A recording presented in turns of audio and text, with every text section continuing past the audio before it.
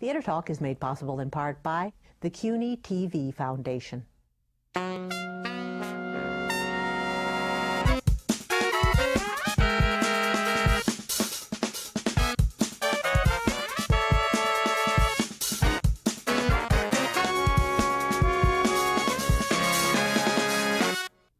Women, huh? Yeah, no shit. No, that pretty much says it all. Yeah. One of these days they're gonna save a little time and just stick that in the dictionary, you know? Just the word, no definition necessary, and any guy who stumbles across it will just roll his eyes and know what the hell it means. Women. Totally. From New York, this is Theater Talk. I'm Michael Riedel of the New York Post. And I'm the show's producer, Susan Haskins. Neil LaBute's new play, Reasons to be Pretty, has been nominated for a Tony Award. It stars a terrific actor named Tom Sadoski, who has also been nominated for the Tony. Welcome to Theater Talk, Tom. Thank you very much. And congratulations on the nomination. Thank you very much. And it has been superbly directed by a good friend of mine, Terry Kinney, one of the founders of the Steppenwolf Theater Company. And Terry and I had a kind of little exchange about the play during previews, which is how we bonded, correct? That was, yes, it's ancient history now. That's right. Welcome to Theater Talk, Terry. Thank you very much.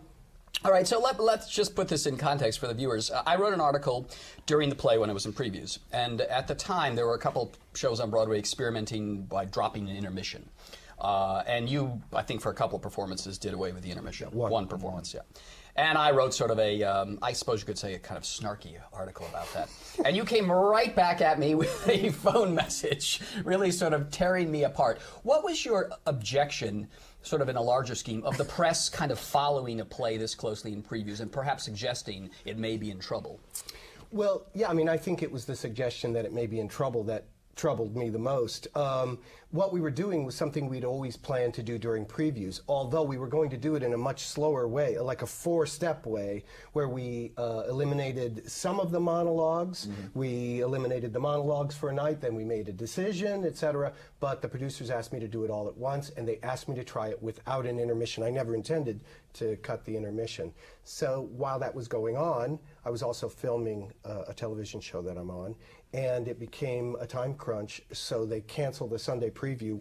They weren't selling that great at that point, so it wasn't a real problem. It was all just a work-a-day kind of environment for us, and then all of a sudden there seemed to be some sort of buzz created by the Post that the show's in trouble. I had a problem with that because I felt like it was premature, and we were very happy. We were happily working toward what we were going to end up with, and we knew we couldn't find it unless we found it in front of people. What they responded to, what they didn't respond to. You know, back in the old days, Tom, way before you were on the scene, they used to take shows out of town to fix them out of town. Now, because of budgetary reasons, you really can't do that. Do you think that is somewhat of a detriment to how you put together a play if you've got to work all the kinks out in previews in New York with the press looking at you all the time?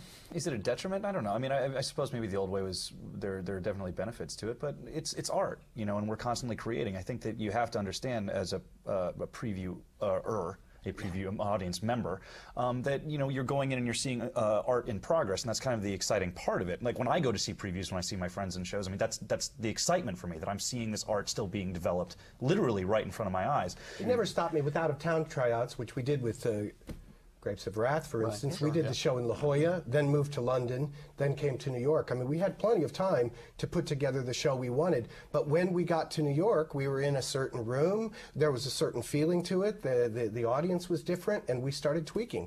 When you stop tweaking, that's like a sleeping shark. Yes, when you say it's art, usually that term kind of puts me off, but in the case of Reasons to be Pretty, I totally agree with you, and your performance, which is so subtle, and it really, I know that if I went back, I would see an entirely different thing from you, because you're really there, and that's why your performance is so strong. When I saw you 6 weeks ago, I thought, that guy should get the Tony slot. He's so good, and now you're really a factor in the Tony race. It's a wonderful thing to see. Thank you very much. Thank you. Yeah, no, in having that time and having, you know, artists like Terry and Neil and you know, the other three that we're working with, the other three cast members we're working with, being brave like that during previews and really going out there and taking the risk that we took, that helps us develop. But how can they do that, Michael Riedel, if along comes Michael Riedel? I just got columns to fill. What can I tell you? Listen, it's all showbiz, kids. Well, I mean, it turned out to be sort of fun. Yeah. Because ultimately... You got your name in the paper. Well, I wasn't aiming for that exactly, but what I should just say, by the way, Terry left a long phone message on my machine, and I just transcribed it and ran it in my column. Verbatim. Verbatim, except that the end was cut off by a beep that I wasn't aware of. You missed the best part. Oh, no! So ultimately, what happened that day, because Michael had suggested that young actors might choose this as a monologue because it starts with a sort of a slow and seething energy and then goes to complete and utter outrage. I have no recollection. I have it right here. If you'd like to do some reading. I'm trying to move on with my life. You want to try it, Tom, as a young actor? Well, Tom did do it as. Oh no, did you really? The entire cast read it in unison in a Greek chorus fashion to me from the stage. From the stage. So that was. We were not going to let that slide. That's literally speaking of sharks. That's putting chum in the water with the group of actors that we have. There was no way we were letting that. We'll link it again to the website. I spoke my mind for better and for worse. I loved it. Well, my feeling as being in the press with dealing with theater people is that, we shouldn't have the final word really about anything. And I welcome letters, emails, unhinged rants on my phone machine. Unhinged. Now that's a bit editorial. But I mean, I actually believe that there should be more of a kind of give and take in a debate about the theater, about what you're doing with the critics and the people creating the theater, rather than having this wall that just separates everybody all the time. Look, at the end of the day, it's theater. That's right. It's the theater of theater. It's the theater. I mean, we're not pushing the red button here. I mean, we should be able to have fun and have a debate back and forth with each other, and we're all in this together. It's now, great. Speaking of pushing the button, it has been announced that people are invited to Twitter and text during performance of your show. Reasons to be pretty. And I'd like your comment on that. And I'm to say I'm awfully glad that I saw it before they introduced that policy. But isn't that distracting? Well, I can tell you guys aren't really. This wasn't your idea, shall we say? This decision was made by people higher than my pay grade. But I will say this: strangely, it has worked out. The whole text in the pretty campaign, the social experiment.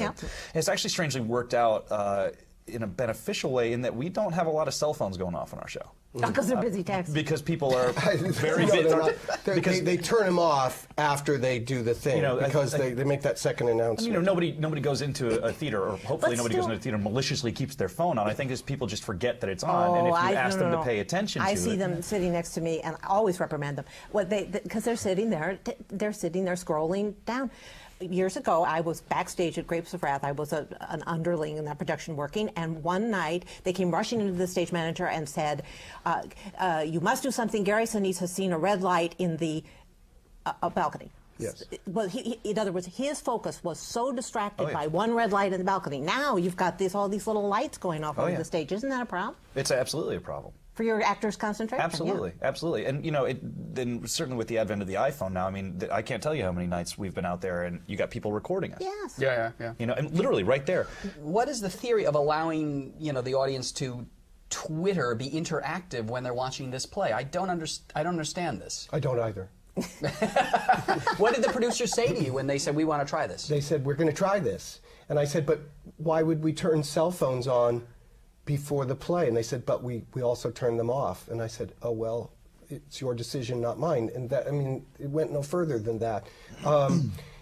I don't really know what all of these new social networking kind of interactive things in order to draw in a younger audience. Oh, they Twitter in that play, so of course I'll buy a ticket. I don't think so. I don't think they do. Yeah, the whole point of going to the theater, though, is that you immerse yourself completely in another world created by Anil Labute. How can you do that when you've got your Twittering going on because you can respond to, oh, that Tom Sadoski is really cute up there? Well, I would recommend that you write a rant about it. because I would love nothing more than to just do the play for people. And, you know, this entire theme of aesthetic and beauty and how we see beauty, etc., is not... It never was our main focus in the production. No. It's a play about learning to listen. It's a play about how our words land on each other and about how we change, albeit reluctantly, change ourselves, transform ourselves. So that was a much more rich theme for me. And when the entire thing got taken over by aesthetic and beauty and body parts, etc., I was lost in that. I have no idea. Interesting. Interesting points. All right, well, listen, it's a terrific play. You will not want to Twitter or use your cell phone when you see it, because you will be absorbed in the language and the performances, including Tom Sadoski's. Tom, congratulations on the Tony nomination. Thank you very much. And I'm going to take you up on the offer to rant about this, because I think it's a terrible way for the theater to go. Terry Kinney, the director of Reasons to be Pretty at the Lyceum, I think. Yes. Lyceum Theater, yeah. Thanks, you guys are fun. You got this far, don't up now. I said... No, what I said was... I know what I said now. This is it. I said this. Yeah, well, maybe Steph hasn't got a face like that girl. Maybe her face is just regular, but I wouldn't trade her for $1 million, you know? Something like that. I was just... Regular. Yes, that's all. Regular. Okay. See, I never said ugly. I just... Concentrate on one thing, how to receive her with humility. The Queen!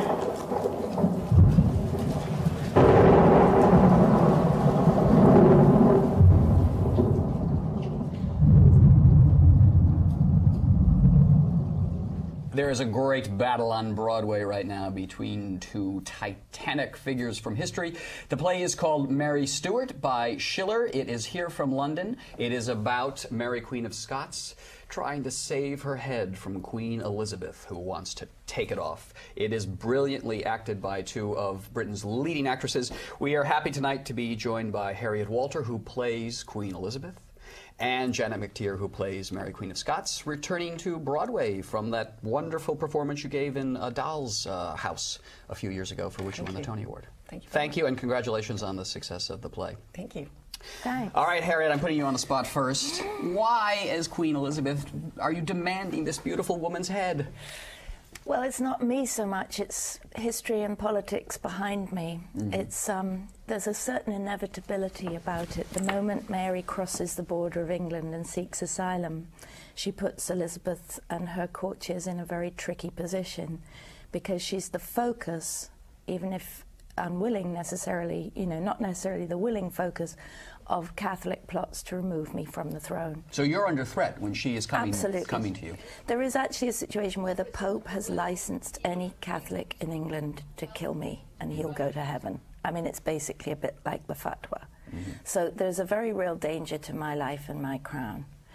But the interesting thing is that Elizabeth really did not want to cut her head off. She deliberated, she dithered, she found excuses, she shelved the issue, she internally was very, I think, wrung out about the whole thing.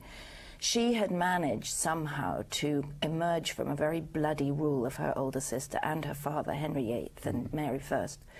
And she recognized that the country was a small, bankrupt country that had been riven by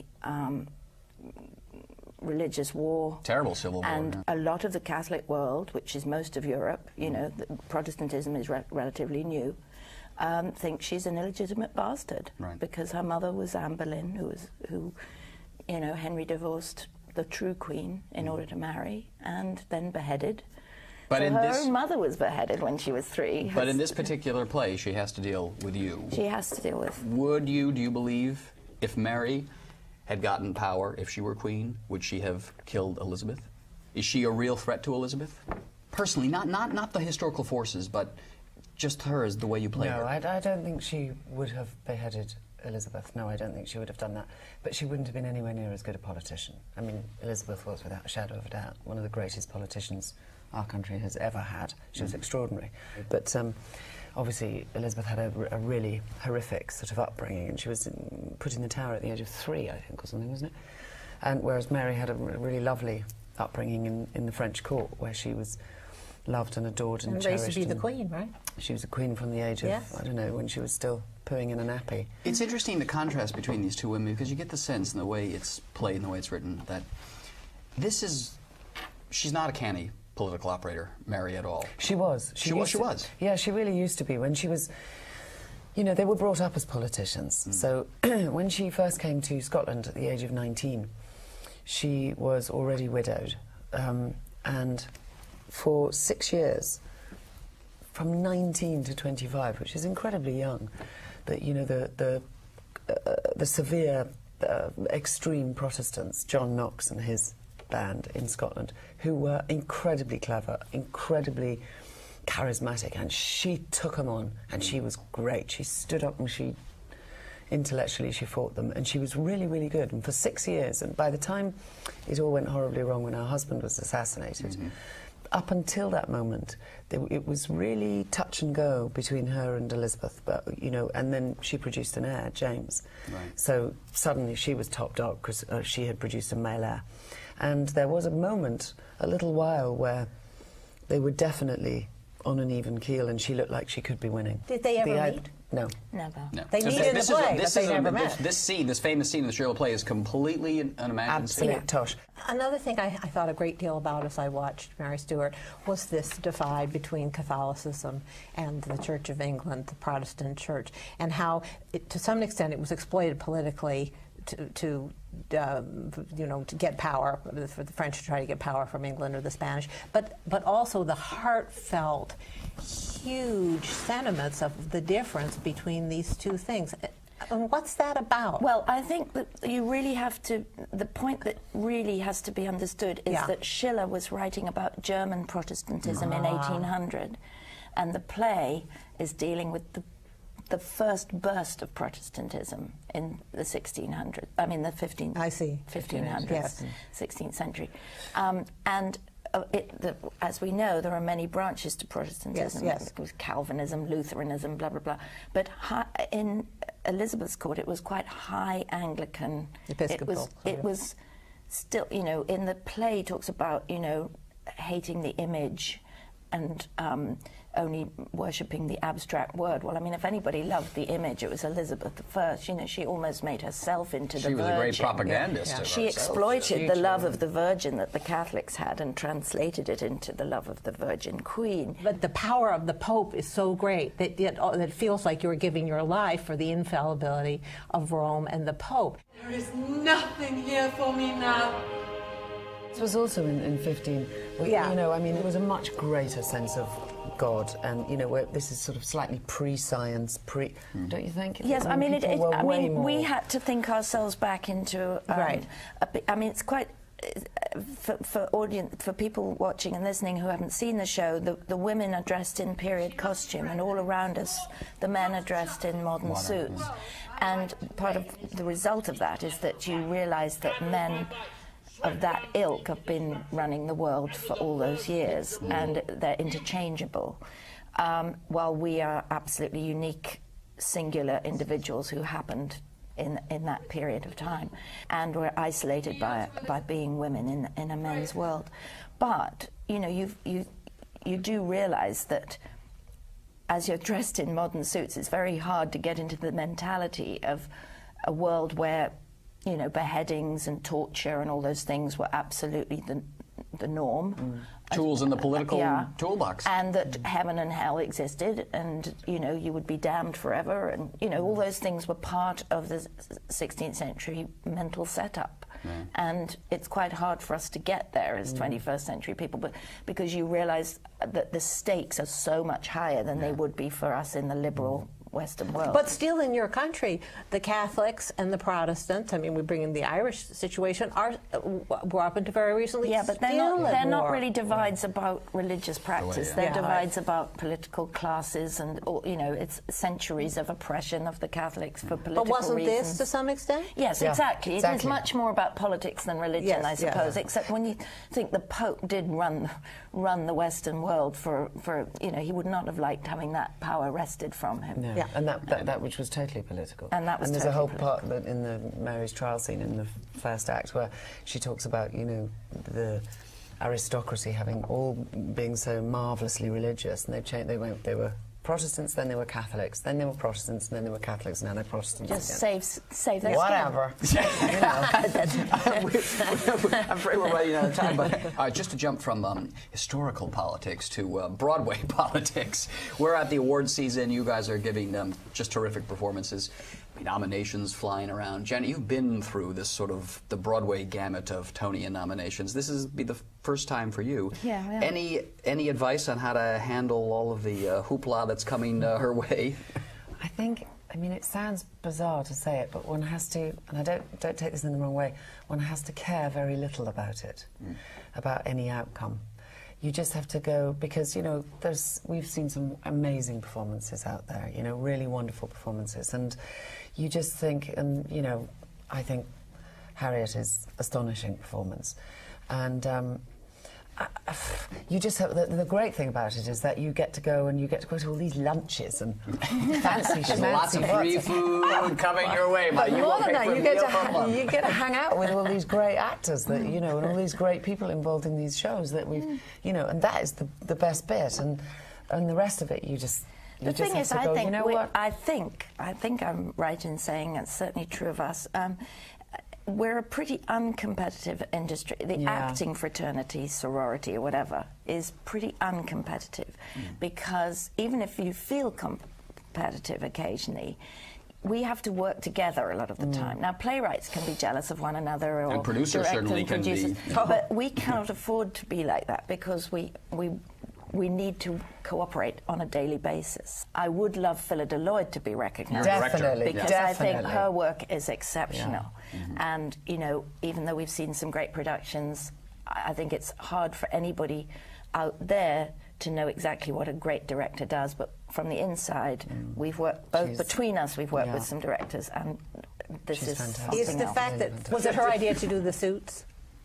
To marginalise the guys? To marginalise the guys? Well, no, to be honest, we sat around at great length, because when we first did this play, we did it at the Donmar, which is a studio about the size of this table, and we had about 75 pence to do the entire play, and we had to come up with a really good idea, and we thought about doing it in, you know, all of us in modern dress. That just didn't work because these women they're just not iconic enough in modern dress. So then we thought, well, okay, well, we can afford 2 frocks, but we can't afford this is how brilliant decisions are made in the theatre. And you know what else? The other one was because the rain, which is, you know. Let's talk about the rain. We were that came about because we were sitting. Actually, Philida and I had come here to see Mamma Mia, and we were sitting with Anthony Ward, our sensational designer, and I was saying, for Christ's sake, I'm 6'9", and I'm built like an Amazonian. Please don't make me run out and smell the flowers. Because this is the one Mary Stuart's been let out of prison for that music. You know, and oh, the flowers, and oh, the air, and oh, it's so marvellous.